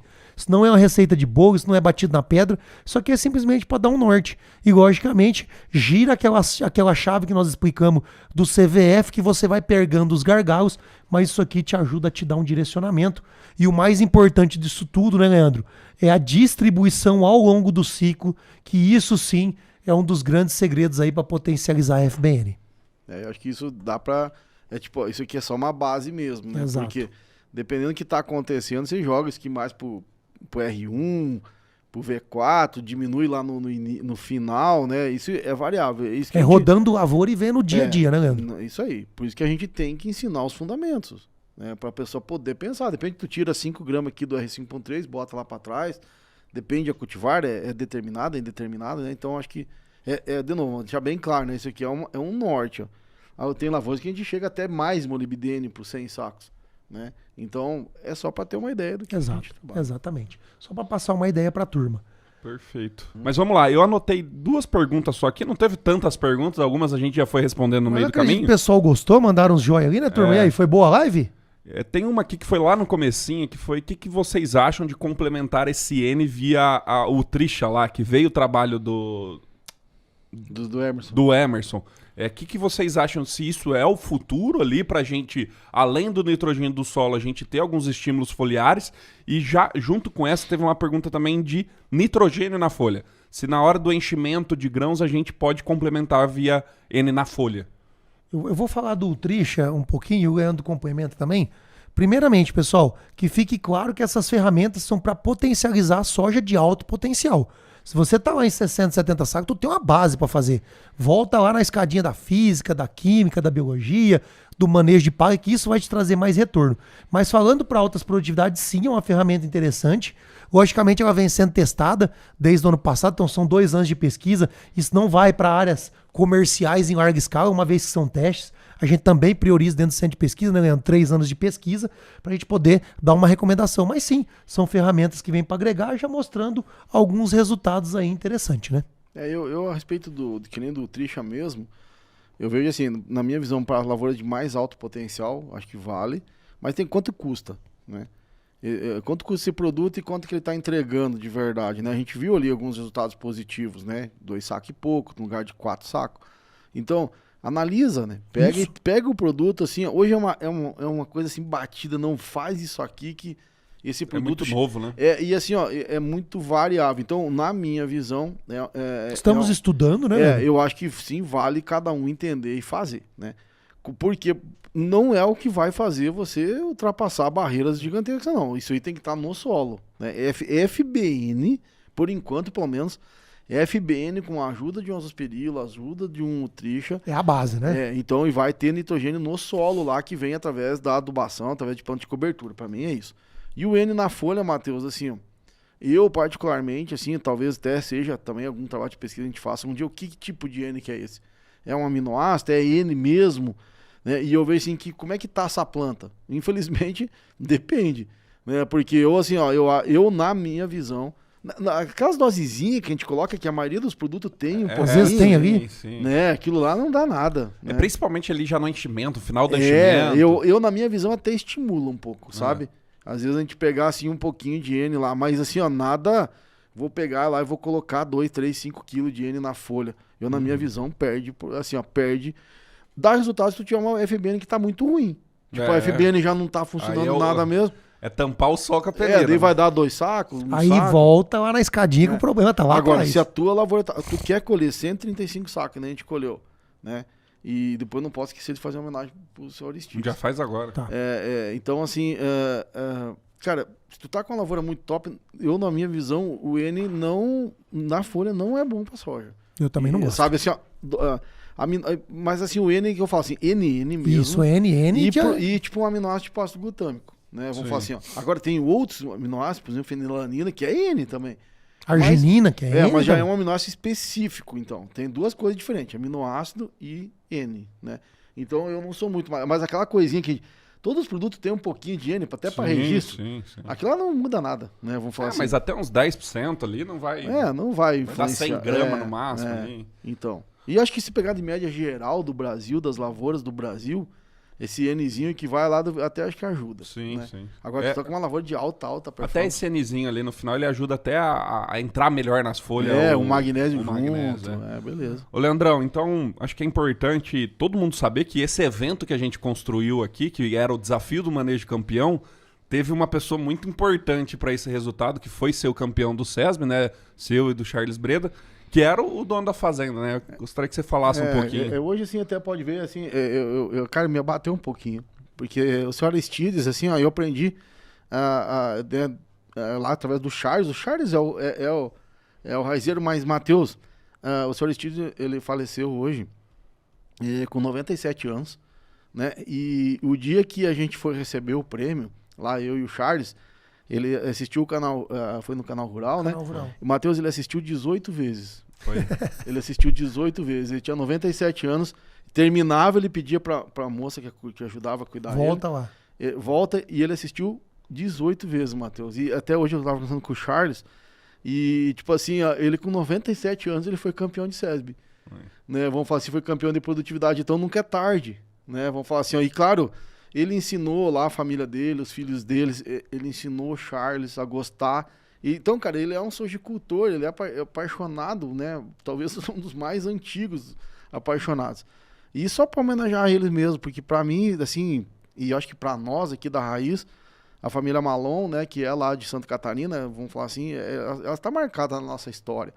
Porque lá no certificado está escrito lá, Aristides Malon, né? Ele é o atual campeão de produtividade de soja. Que então, legal. eu queria deixar essa homenagem assim, porque, cara, sei lá, como exemplo, e até falar assim, a gente falou, Charles, né, porque como é que foi assim, muito tranquilo, né, Matheus? Foi assim, eu falo que um dia a gente vai embora, né? É. Pô, A 97 única anos, né? certeza que tem, né?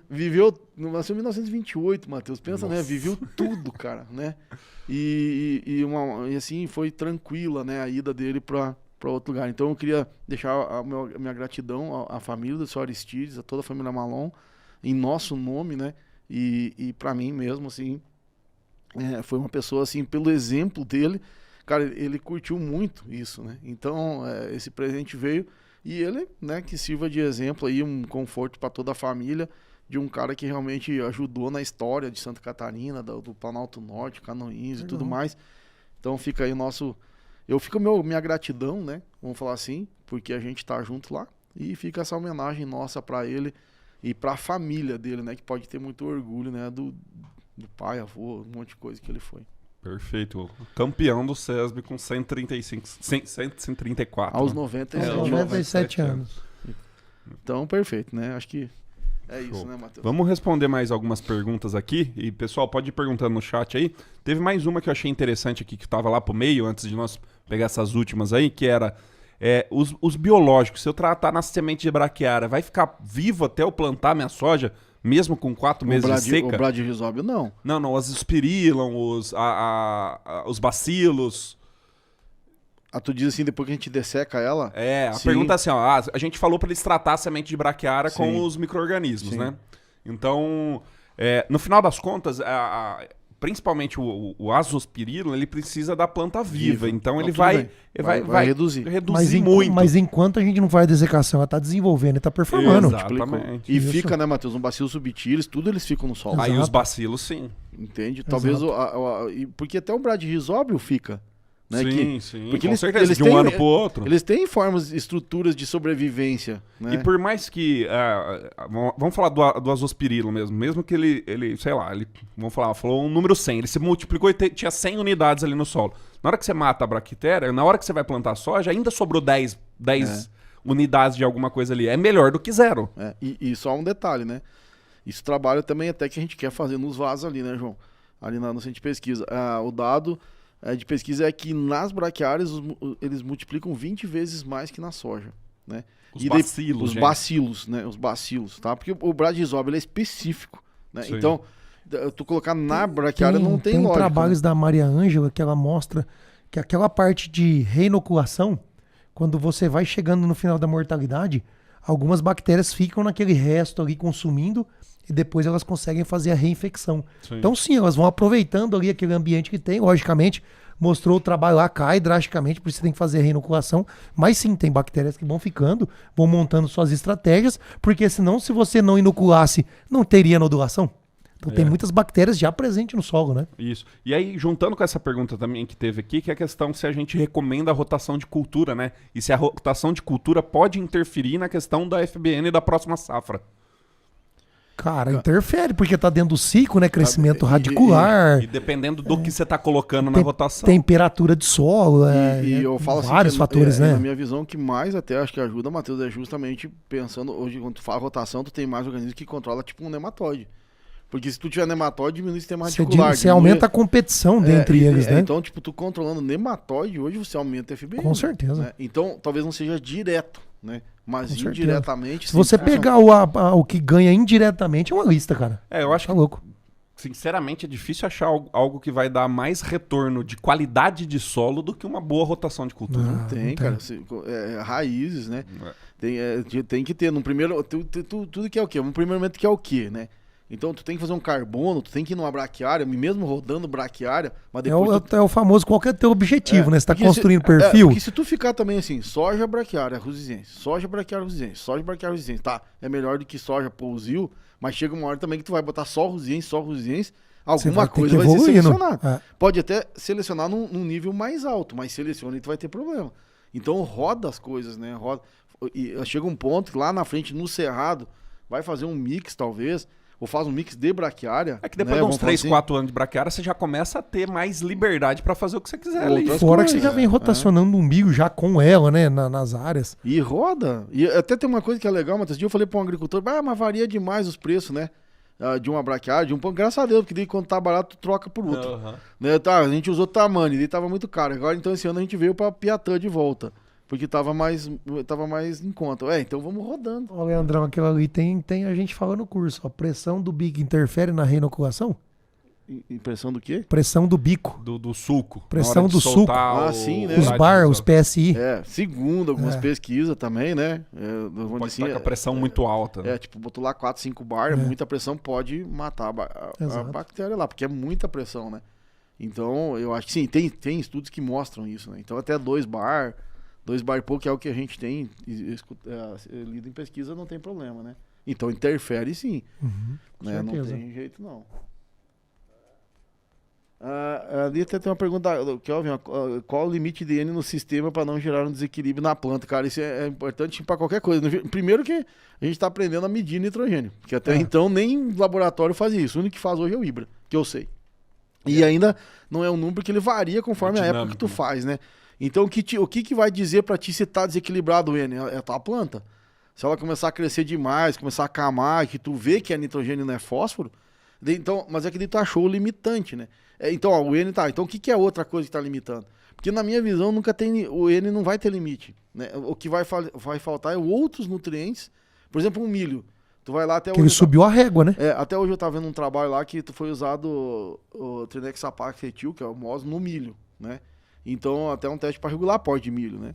Beleza. Então, cara, mas daí você usou doses de nitrogênio altas demais e então regulou até mais, assim, acamou o milho. Tipo assim, você quer frear e tá dando estímulo. Tipo, botou 450 kg de N, né? E daí faltavam as outras coisas, e acabou que cresceu demais e acabou. Então qual que é o limite? O limite é você ver o que tá acontecendo. Porque hoje não tem um número assim, ó, vai lá e faz, né? E eu acho que o limite também vem muito da onde tá vindo esse nutriente, né? Porque essa é da matéria orgânica e é algo bem gradual, isso. Não tem tanto problema do que se vim de pós-algodão que veio de, sei lá, 500 quilos de ureia. E outra coisa, dos trabalhos de campo já do ano passado, quando a gente aumentou ali 15, 20 quilos de N nas plantas de cobertura, por exemplo, um milheto com braquiária, não sobrou pro soja, porque você já levou no milheto. Você já aumentou o potencial no milheto. Então, até se achar esse gap aí, vai ter que estudar localizado, né? Regionalizado. E hoje eu só sei do seguinte, João, vamos falar de média, né? Mas hoje o que tá se adubando, o milho, safrinha, o sorgo... Não tá sobrando. Cara, tá faltando. Tá faltando N, cara. O cara colheu 150 sacos de milho, 170 e usou 200 kg de ureia, 150, tá tirando. Por isso que a soja não explode. Exato. Então, e por isso que vem queimando matéria orgânica quem tem. Porque, João, onde é que aumenta a matéria orgânica? Estamos falando de média, óbvio. Tem gente que sim, né? Claro. Mas não aumenta a matéria orgânica porque falta N. Então teste. Né? Teve até o nosso desafio 1% lá, né, Matheus? Então testa, cara. Vai lá, pega 5 hectares e dobra a ureia, triplica a ureia. Né? E outra, faz outras coisas junto. Daí uma parte faz um parcelão na fazenda. Pô, só que pra você poder pensar, tem que entender. É isso que a gente tenta explicar, né? Porque justamente as pessoas reclamam da tal da receita de bolo. Mas, cara, ninguém quer estudar para não receber a receita de bolo. Né? Vamos falar assim, pô, Matheus, então vai receber a receita de bolo. Né? Melhor fazer a receita do que não fazer nada. Não fazer nada. Então, mas tu quer não ter receita de bolo, cara, você vai ter que entender. Ou tu vai ter um consultor que entenda. Né? Hoje, assim, a gente tem consultores aqui, ó. Nosso agricultor, a gente ensina ele, mas ele não precisa entender. Nós estamos fazendo. Então, é isso que a gente tem, ó. Ou você aprende, ou você tem alguém que sabe. Né? Acho que é isso. Teve uma aqui que qual é a dose por hectare de Bradyrhizobum via folha nessa remediação e qual fase fazer? Eu acho que tá mais ligado com o clima do que a dose mesmo, né? Acho Porque pra ele performar também, você tem que estar num clima chuvoso, então também não vai performar, né? Exatamente. Não, fazer Você aplicação tem no que- sol, esquece. Mas 10 doses no mínimo.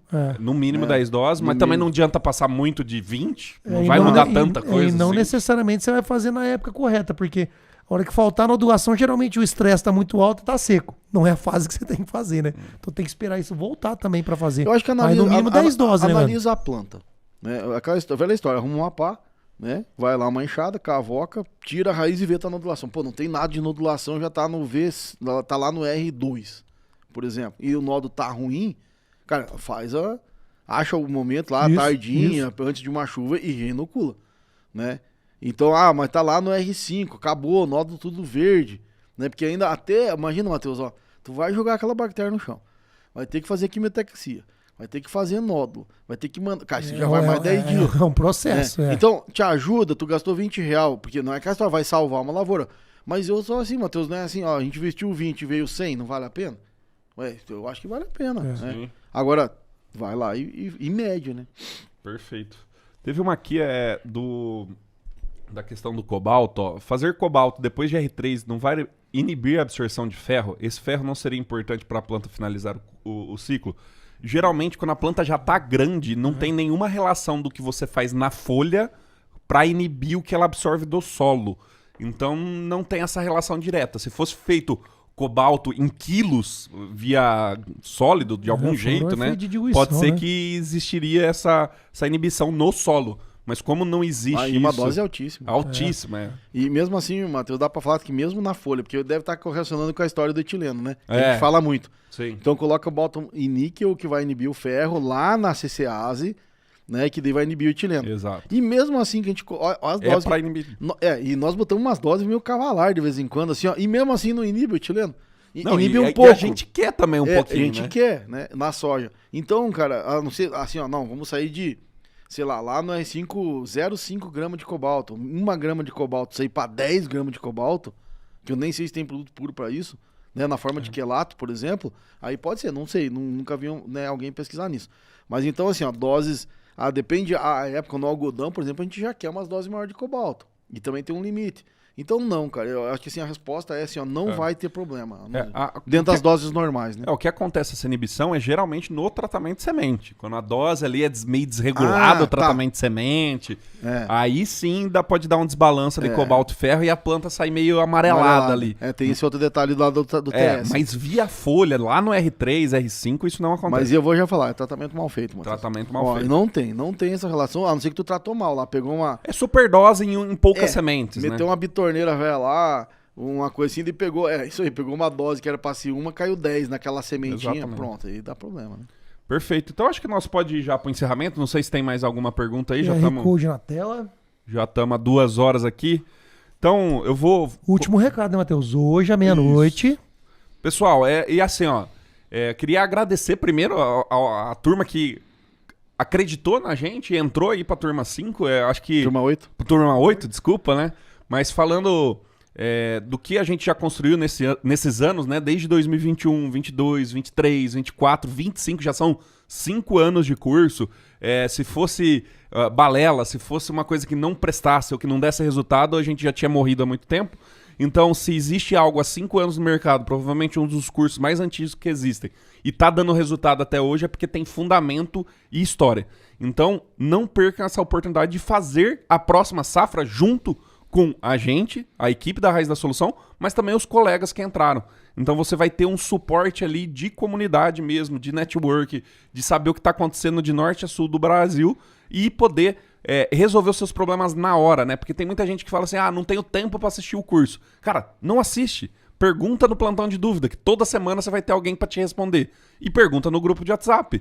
E pergunta nas aulas da plataforma, se você tiver dúvida da aula. Então assim, eu não tenho tempo para fazer, eu não acho que isso seja uma desculpa plausível. Na verdade, você está inventando uma desculpa só para você não querer entrar, para você não ter quem culpar na próxima safra se você não tiver o resultado que a gente está prometendo. Que né? legal lá, o Matheus, o Marcão Pereira renovou desde a primeira turma. Tem ali, ó, o nosso parceiro ali, o Studzinski, que é o Carlos. O Carlos hoje deu um depoimento lá no grupo de WhatsApp maravilhoso. O Carlos não é agrônomo e aprendeu demais com a raiz. Obrigado, Carlos, aí. Não perde uma live, não perde um plantão. E quem assiste e quem aprende e coloca em prática traz resultado. O Carlos é uma das provas que vem melhorando a produtividade a cada ano. Show de bola. Obrigadão aí. É isso aí. Beleza, João, se quiser dar uma mensagem final. Cara, eu acho que tá aí a oportunidade. A safra tá chegando, né? Na maioria dos estados. O Mato Grosso já tá plantando aí. O Sul já plantou boa parte. Eu acho que quem não entrou ainda dá tempo de você entrar, aplicar muita coisa, dá tempo de você manejar melhor o que você comprou. Então dá tempo de fazer muita coisa legal. Vem pra turma de raizeira, é 1 ano de curso. Então o que você não aproveitar agora, você vai aproveitar depois. Tem um grupo de WhatsApp sensacional, uma comunidade, vai viver entre os raizeiros e você vai ver que o espírito da onde você tá com pessoas que querem mais, você também evolui. Então tá aí a oportunidade, fecha hoje à meia-noite. Conto com todos vocês, com a presença nos plantões de dúvidas e bora ser raizeiro. Beleza. Não, cara, eu assim, agradecer mesmo quem assistiu a aula 1, 2, que tá aí, né, todo, né, assistindo essas aulas, já agradecer pelo tempo, né, que ele é tão precioso, né, a gente só dá valor para quando a gente perde ele, né. Então, espero que, acredito que foi uma das melhores semanas que a gente teve de passar, a gente passou muita coisa legal. E de novo, cara, não acreditou hoje, amanhã de manhã não vai ter nada no ar. Não vai ter mesmo. Entende? Pronto, acabou. A gente tem que tomar decisões na vida, a gente tem que decidir, né? Ficar em cima do muro não adianta, tá? Então decide, vai lá e faz, seja qualquer coisa, mas decida, né? Nesse sentido. E tem que pagar o preço das coisas. Não tem jeito, não vai ter nada mágico. E de novo, ficar reclamando não adianta, tá? Então, eu vejo que tá aí uma proposta, ela não é uma ofensa pra ninguém, quem quer aceita, quem não quer não aceita, mas por último assim, eu digo assim, Matheus, não é nem às vezes assistir a aula, cara, comece, cara, assim, se vai assistir tudo num ano, não vai assistir num ano, vai demorar vai assistir num mês, cara, daí cada um vai, mas comece a fazer alguma coisa, né, eu acho que esse é o grande recado aí, Matheus, e a gente vai estar sempre à disposição. Perfeito, então. Acho que agora, depois de ter aprendido um monte aqui, né, nós temos que ir pro campo. Não hoje, né, mas amanhã cedo, né? Então, bora pra lida!